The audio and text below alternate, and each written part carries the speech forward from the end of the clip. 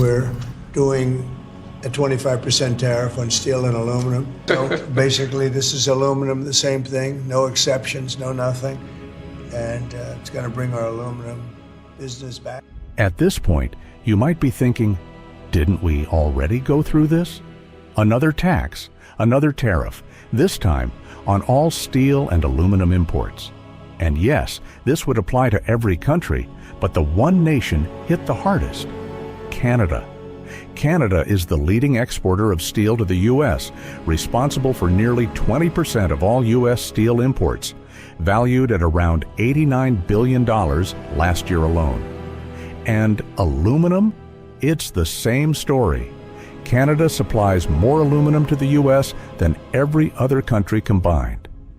But we've been here before. Back in 2018, Trump introduced the exact same tariffs, 25% on steel and 10% on aluminum, arguing that the U.S. needed to protect its domestic steel industry. It comes to a time when our country can't make aluminum and steel. You almost don't have much of a country. The result? Car prices surged, beer and soda got more expensive, and the cost of home appliances soared. Despite all of that, steel production in the U.S. barely improved, and the tariffs were largely rolled back within a year. So why try the same policy again? What's different this time? More importantly, how will this affect your wallet, your investments, and the broader economy? Make sure to like, share, and subscribe to Economy Explorer so you don't miss a single detail. And whatever you do, don't skip ahead, because every part of this breakdown is crucial. Why is Trump reintroducing tariffs on steel and aluminum? To understand why Trump is bringing back these tariffs, we first need to look at the bigger picture of how steel and aluminum fit into the U.S. economy. Steel and aluminum are critical materials used in everything from cars, bridges, and buildings to military equipment, solar panels, and appliances. The argument for tariffs is that if the U.S. relies too much on foreign imports for these essential materials, it could weaken the country's industrial base and national security. In other words, if America doesn't produce enough steel or aluminum domestically, it becomes vulnerable to supply chain disruptions, foreign market manipulation, or even political leverage from rival nations. But there's another economic factor at play: China. China produces more steel than every other country in the world combined, and critics argue that it floods the global market with artificially cheap steel, undercutting American producers. Trump has repeatedly claimed that these low-priced imports hurt U.S. manufacturers, making it impossible for them to compete. By imposing tariffs, he hopes to force companies to buy American-made steel and aluminum, boosting domestic production and restoring jobs to the industry. On paper, this sounds like a good plan, protecting American businesses, reviving the steel industry, and reducing dependency on foreign markets. But history tells us that this approach doesn't always work as intended. The last time Trump imposed these tariffs, the consequences rippled through every corner of the economy, and not in a good way. What happened last time Trump imposed these tariffs? Let's go back to 2018, when Trump's first steel and aluminum tariffs went into effect. The immediate impact was a sharp increase in the cost of these metals, as U.S. steel prices spiked nearly 40% within months, reaching their highest level in more than a decade. At first, this seemed like a win for American steel producers, as they reported higher revenues, increased demand, and even plans to reopen previously shuttered mills. However, the relief for the steel industry was short-lived, and the broader economy soon began to feel the strain in ways that many hadn't anticipated. Industries that rely heavily on steel and aluminum, including automakers, construction firms, appliance manufacturers, and even the beverage industry, suddenly faced massive cost increases, forcing them to make a difficult choice: either absorb the higher costs and watch their profit margins shrink, or pass those costs on to consumers and risk lower demand for their products. Unsurprisingly, most companies chose the latter, and the result was a ripple effect that made everyday goods significantly more expensive for consumers. The automobile industry was among the hardest hit, as higher steel and aluminum prices meant that the cost of manufacturing vehicles skyrocketed. Companies like Ford and General Motors reported over $1 billion in additional costs due to the tariffs, forcing them to raise vehicle prices, cut production, and even lay off workers to compensate for lost profits. Meanwhile, the beverage industry saw a surge in aluminum can prices, making products like beer and soda more expensive, a cost that was immediately passed down to consumers. Breweries and soft drink companies warned that the tariffs were eroding their margins, and some even reduced their workforce as production costs climbed. The effects of the tariffs weren't just limited to consumer goods. In the home appliance market, companies like Whirlpool initially supported the tariffs, believing they would protect domestic manufacturers from foreign competition. But as the cost of steel and aluminum continued to rise, Whirlpool and other appliance makers found themselves struggling with shrinking profits. Refrigerators, washing machines, and air conditioners all saw price hikes, leading to weaker demand from consumers and lower than expected sales. Even construction firms were hit hard. Steel is one of the most fundamental materials used in large-scale projects, and the price surge forced developers to delay projects, cut back on spending, and absorb higher costs. Bridges, highways, office buildings, and even residential homes became more expensive to build, slowing the pace of new development and causing budget overruns on major infrastructure projects across the country. While steel prices soared within the U.S., they remained lower abroad, creating another unexpected problem.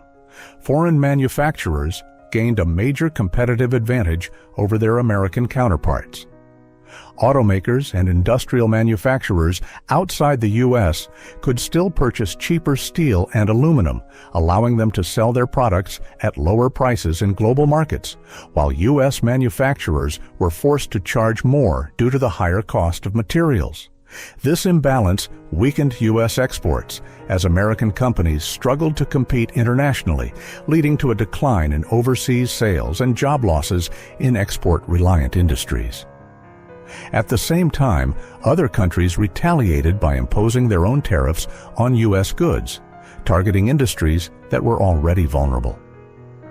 China, Canada, and the European Union introduced countermeasures, placing tariffs on American agricultural products, industrial goods, and consumer exports, further straining trade relationships and cutting into U.S. businesses' profitability. By mid-2019, even Trump's own administration had to acknowledge the unintended consequences of the tariffs. The economic pressure on industries reliant on steel and aluminum, combined with the backlash from trade partners, made it clear that the policy was doing more harm than good. In response, the U.S. rolled back tariffs on Canada and Mexico, allowing steel and aluminum imports from those countries to enter the U.S. tariff-free once again. However, the damage had already been done. U.S. steel prices had surged, manufacturing costs had climbed, and thousands of jobs were impacted. And by 2020, the steel industry was no better off than it had been before the tariffs. Prices had fallen back to pre-tariff levels, proving that the tariffs had failed to deliver any lasting benefit to the U.S. steel industry. Instead, they had raised costs across multiple sectors, disrupted global trade, and left businesses scrambling to adjust. The question now is, if the same policy failed just a few years ago, why is Trump trying it again? How do these tariffs affect the economy? At its core, a tariff is a tax on imported goods, and companies don't absorb these costs. They pass them on to consumers. That means the real cost of tariffs is felt by regular people in the form of higher prices for everything that uses steel and aluminum. But there's another more complex impact: inflation. When the cost of raw materials rises, businesses across the board adjust their prices upward, creating a domino effect that contributes to higher inflation. And with inflation already a concern in the post-pandemic economy, another round of tariffs could worsen the problem. In 2018, a study by the Peterson Institute for International Economics found that Trump's steel tariffs increased costs for businesses by $5.6 billion, while only creating 8,700 jobs in the steel industry, meaning each job effectively cost the economy over $650,000. Then there's the risk of retaliatory tariffs. The last time Trump imposed steel tariffs, Canada, China, and the European Union struck back, placing tariffs on U.S. agricultural products, industrial goods, and more. American farmers, in particular, suffered massive losses, prompting the government to roll out $28 billion in bailout programs just to keep them afloat. If Trump's new tariffs trigger another wave of retaliation, we could see major disruptions in trade, hurting U.S. exporters and worsening economic uncertainty. Will these tariffs actually help the U.S. steel industry? If Trump's goal is to revive U.S. steel production, the reality is that tariffs alone won't be enough. The global steel market has changed, and the U.S. simply doesn't have the production capacity to compete with China. While tariffs might give a short-term boost to domestic steelmakers, they also raise costs for everyone else, which in turn reduces demand for steel altogether. History has already shown us that when steel prices go too high, demand drops and production falls again. Without major investments in technology, efficiency, and infrastructure, tariffs will likely lead to higher costs without any real long-term benefits. What happens next? With Trump bringing back tariffs on steel and aluminum, the question is no longer if they will have economic consequences. It's how severe they will be and how fast they will hit. The last time we saw these tariffs, car prices surged, appliance costs spiked, and businesses cut jobs to survive. This time, with inflation still high, interest rates straining the economy, and global supply chains already weakened, the impact could be even worse.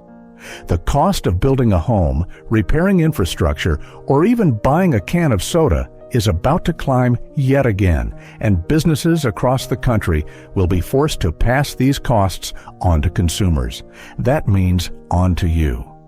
But that's just the beginning. The global response could be brutal. Canada, the EU, and China have all retaliated before, and they won't hesitate to do it again. The U.S. could be walking straight into a trade war that escalates prices, shrinks exports, and puts entire industries at risk. American manufacturers won't be able to absorb these costs forever, and that means factories shutting down, layoffs increasing, and businesses struggling to stay afloat.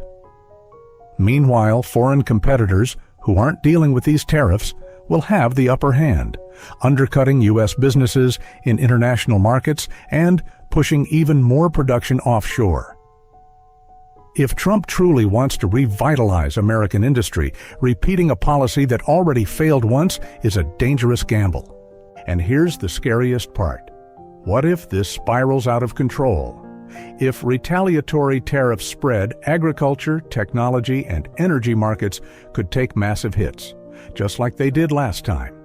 The average American will feel this in their wallets as basic goods become more expensive, wages stagnate, and economic uncertainty grows. Right now, every sign points toward this turning into another costly mistake, but this time, the economy is already hanging by a thread. The question isn't just about steel and aluminum anymore, it's about whether the U.S. economy can withstand another self-inflicted wound. We're heading into dangerous territory, and the effects of these tariffs could ripple through the economy for years to come. The worst part? It doesn't have to be this way. But if history is any guide, we already know how this story ends, and it's not a happy ending. So, what happens next?